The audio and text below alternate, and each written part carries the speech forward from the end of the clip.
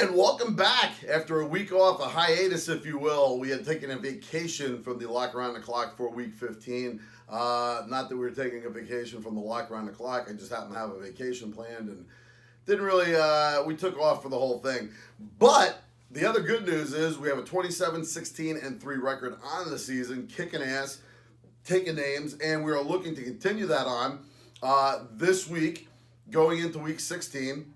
Starting with the 1 o'clock lock, we're looking to go 3-0. It's the 1 o'clock lock. We got Detroit going into Cincinnati.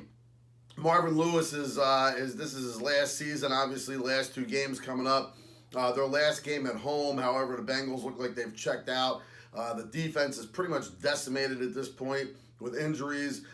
They haven't really been getting much going on offense. Joe Mixon might be back into the mix, no pun intended there. But Gio Bernard has been filling in admirably, except for last week. Anyway, A.J. Green, up and down year for him, and Andy Dalton, you know, he's kind of week to week. He's had some great weeks, and he's had some Andy Dalton type weeks.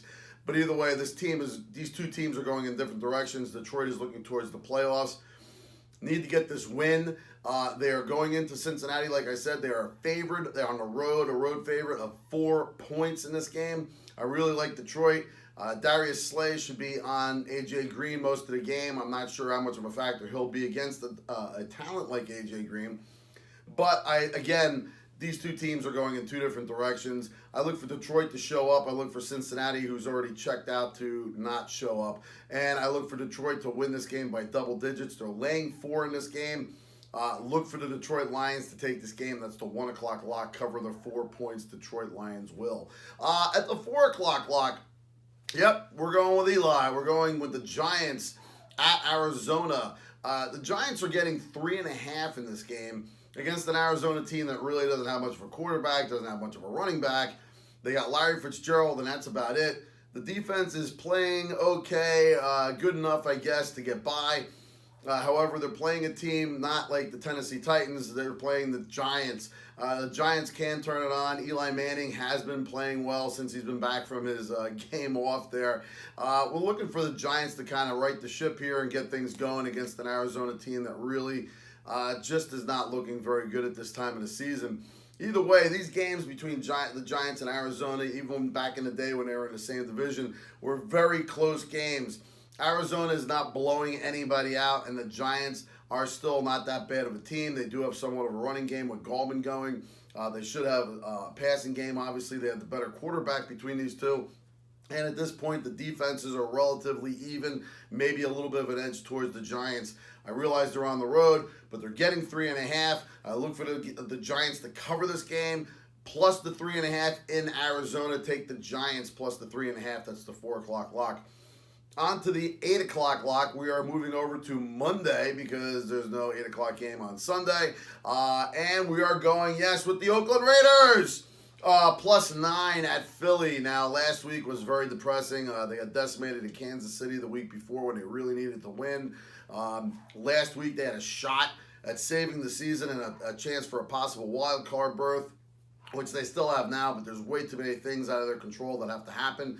And unfortunately, our season was decided by that moron Gene Steratore and his index card or folded piece of paper or whatever technology he pulled out of his pocket to use to measure. Mine's all been a wad of gum to measure the distance that everybody, including Helen Keller, could see was that far from the post, the edge of the ball.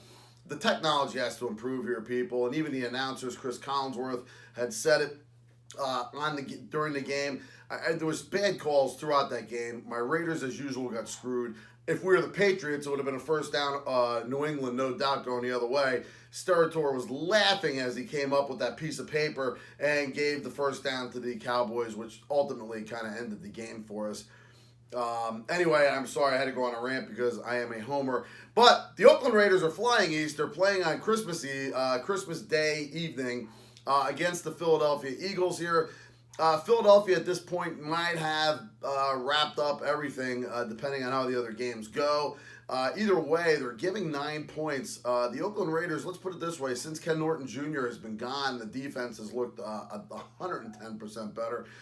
I believe the offense we'll have enough to get going against Philadelphia, who on defense isn't as great as they look record-wise. They have been letting up points, and I think Derek Carr gets it right this week. He's pretty upset about what happened last week, even though it completely was not all his fault on that last play where the ball was fumbled out of the back of the end zone, which actually was fumbled over the cone out the side of the end zone. I don't know if that matters, but it wasn't exactly, I don't think, the calls the way they were going that week, last week, it didn't even matter. Anyway, the Oakland Raiders come into Philly this game. Look for them to get something going on offense. The defense, I think, is going to be enough to take care of Nick Foles. And again, Philly at this point might not be in a position where they have to win this game. Not that that really matters. You always try to win, especially at home, and especially when you're the Eagles.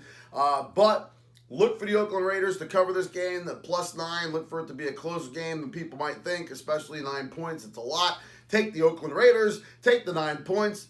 And that's your lock around the clock for Week 16 when we go 3-0 going into the final meaningless week of Week 17, which may be meaningless for most teams. We're looking to go 3-0 this week. We're looking to go 3-0 next week. But until then, take it to the book, take it to the bank, and as always, you take it ace, and have a Merry Christmas.